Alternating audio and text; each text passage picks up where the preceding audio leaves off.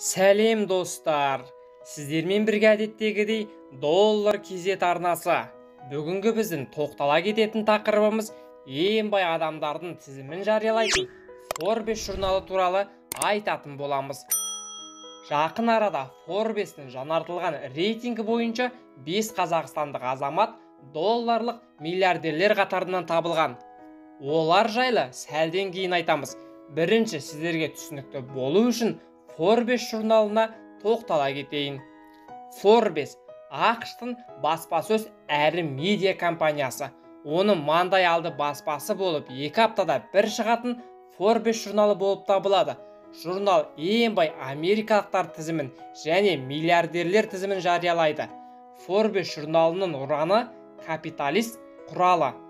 Компания негізін Чарльз Форбес 1917 жылы қалап, 1954 жылы қайтыс болғанға дейін бас редактор болып істеген. Forbes журналы жариялаған ең бай адамдар тізіміне 5 қазақстандық енді. Forbes журналы жыл сайынғы ең бай адамдар тізімін жариялайды. Forbes мәліметіне сәйкес, биыл Илон Маск әлемдегі ең бай адам атанды. Оның жағдайы 219 миллиард долларға бағаланған. Маск бірінші рет Amazon компаниясының директоры Джефф Безосты басып озды. ақш, Қытай және Үндістан миллиардерлер саны көп мемлекеттер. Forbes нұсқасы бойынша бай адамдардың алғашқы ондығы мынандай. Бірінші, Илон Маск 219 миллиард доллар.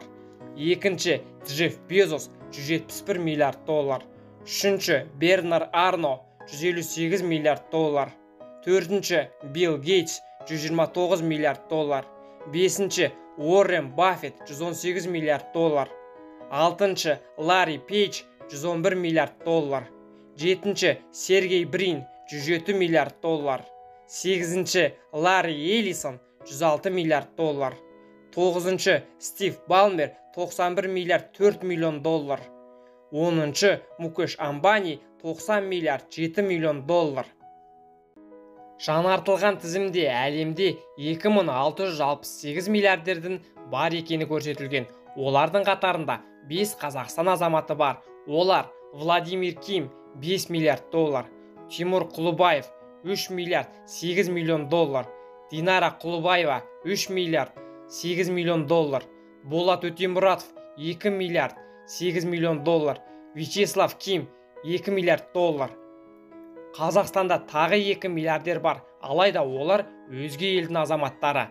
Бұл Каспий KZ акционері және басқарма төрағасы Грузия азаматы Михаил Ламадзе 1 миллиард 9 миллион доллар. Сонымен қатар Freedom Holding Group негізін салушы және ірі акционері Ресей азаматы Тимур Тұрыловтың жағдайы 2022 жылы 2 миллиард 1 миллион долларға дейін өскен. Достар, осымен видеомыз өз мәресіне жетті. Біздің келесі видеомыз Қазақстандағы ең бай бизнесмендерге жеке-жеке тоқтала кететін боламыз. Видео ұнаса лайк басып, арнаға тіркеліп, қолдауларыңызды көрсетіп қойыңыздар. Сіздермен бірге болған доллар KZ арнасы. Әр қазақ бай бақуатты болсын. Forbes журналының тізімінде қаракөз қазақтарымыз көбейе берсін. Келесі кездескенше.